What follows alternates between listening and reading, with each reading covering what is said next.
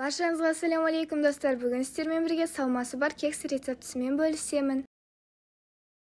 Ең алдымен қамырына ыдысқа жұмыртқа, ванилин, тұз, қант салып жақсылап араластырып аламыз.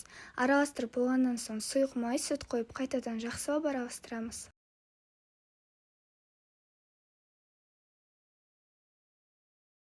Соңында массамызға көп сүт қышын салып араластырамыз. Бізде сұйық қамыр шығуы қажет.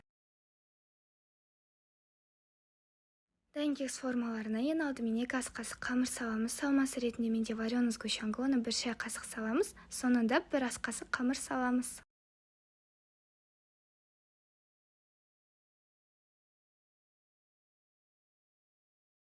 Кекстарымызды 180 градуста 30-35 минут дайындаймыз. Мінекей достар, салмасы бар кекстарымыз дайын, олар өте хош иісті, дәмді, жұмсақ болып шығады. Сіздерге дайындауға кеңес беремін. Сіздердің отбасыларыңызға бұл кекстар ұнайды деген ойдамын. Ал егер осы видеоны салай қойып, каналға жазылуды ұмытпаңыздар. Баршаңызға ассаляму алейкум.